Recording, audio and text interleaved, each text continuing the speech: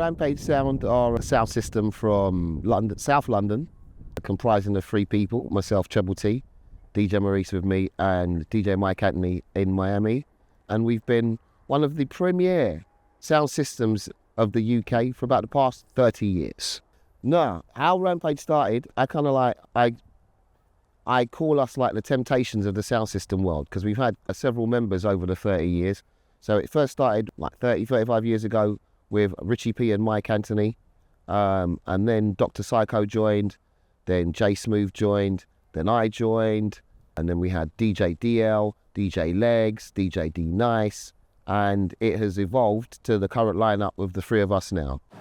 For me, my biggest musical influences range from everything from soul and rare groove, so people like Roy Ayers, Quincy Jones for production, Michael Jackson, right the way through to obviously Bob Marley, Coca T, Buju Banton, Shabba Ranks, through to Wookie. Yeah, same, all the artists he's named. Of course, the classics, you know what I mean, like Michael Jackson, Aretha's, all the old school SOS bands, and loads of the new stuff. There've been loads of new artists who have really inspired me. I'm a definite child of hip hop, so people like Jay-Z, Nas, Wu-Tang Clan, Tribe Called Quest, you know what I mean? Just music. Records that I go back to a lot. One of them is a UK group called the Young Disciples, who came out in the early 90s. They kind of mixed hip hop with soul, funk, rare groove. And on that album you can hear everything from conscious hip hop to quite political songs about what it's like to be, you know, young, black, working class, oppressed, through to love songs. So there's a little bit of everything, whatever mood you're in, whatever you need to hear, you can get it from that album. For me, my therapy is more just listening, picking a record that I want to listen to, but that record might last for 6 months. And at the moment, I'm listening to 2 records at home. I'm listening to Loose Ends, You Can't Stop the Rain, and I'm listening to Viola Wills, the London remix of Dare to Dream, which is an 80s soul tune, but it's a UK 80s soul tune. And those are the 2 records that I listen to.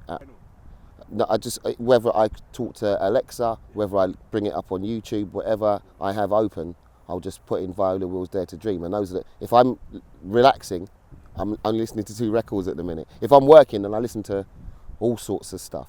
But if I'm chilling, it's Viola Wills' Dare to Dream. I mean, the 2 that really stand out to me is the first year we done it, we were coming off the back of COVID, so there'd been no carnival, no one had been in the clubs, and City Splash was in September that year.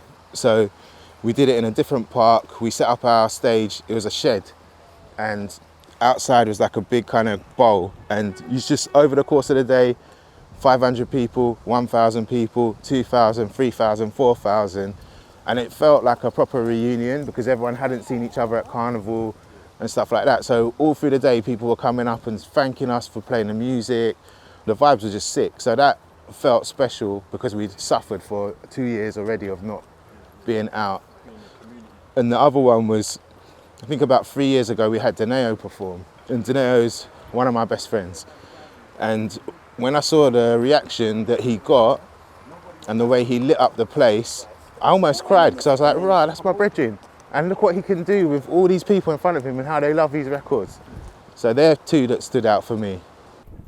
Bizarre and surreal moments. I mean, all sorts. Just even finishing on our stage and walking around the back, because you get to walk around the back of the infrastructure, and just catching the end of Beanie Man's performance, and then Beanie Man walking off the main stage, and literally 150 man following him.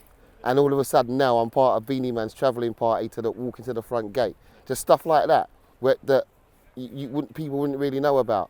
But you're literally just walking through, tired, you've been on the set all day, all of a sudden it's me and Beanie Man and 150 yardies, you know what I mean? So things like that always stick in the head. Like when I write a book, I've got to make sure I note that down, because those are the kind of funny stories that people never really get to see. It's like a mix that you might do. I remember one year when we were playing Garage, we mixed reggae into it, and you hear the roar from the crowd, and it's almost scary because you're like, rah, what? The reaction that they're giving you is just mad. The energy is always incredible in our tent. On the day, Rampage stage 3, get a site map, because I can't tell you where it is in Brockwell Park, somewhere near here. and yeah, performing with us. We got loads of performances, early performance from Young Sabre, Fizzy from Genius Crew, Maxwell D. We got the Queen with us this year.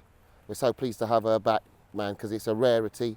Miss Dynamite's coming out for us this year, and General Levy is returning.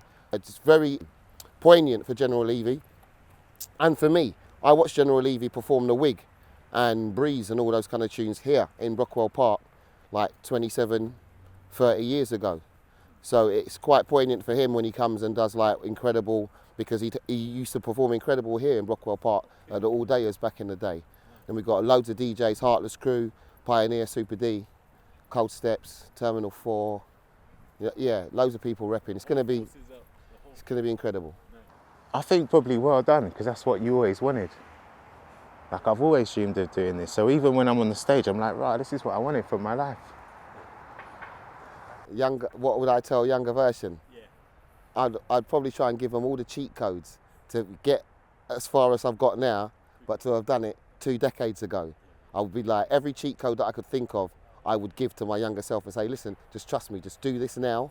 Yeah, and trust me. What he means by that is the sync button. Every cheat code in the book I would give my younger self. I wouldn't care about time paradoxes, all of that nonsense you see in the MCU. I would break all of them rules and tell my younger self everything to do in order to get where I want to get a little bit quicker. What I love what they do with the Rise Up programme is, you know, bring over artists that wouldn't normally even get to come to Europe, and they put them amongst the biggest artists as well. Do you know what I mean? So one, you're gonna give them a platform that puts them with all of the biggest artists in the world. Then they'll take them around all the radio stations and introduce them to the DJs. They do writing camps with them in here and in Jamaica. They give them access to songwriters, to publishers. Like, I just think it's amazing that, you know, you can help really be part of someone's career and make them go to the next stage just through links that you already have. Yeah, man. I mean, it's always good to give back, right? So people look at things like City Splash and they do like the kind of easy thing. They count how many people are. There's 50,000, 60,000 people. How much do they charge and they just think it's all for profit. So to demonstrate that you're actually giving back, you're taking the time out to investigate the culture and find these new artists and bring them to like a massive platform, for me, is kind of like makes it worth it. It shows that you're not just here to exploit the culture. Yeah, you're here to support the culture.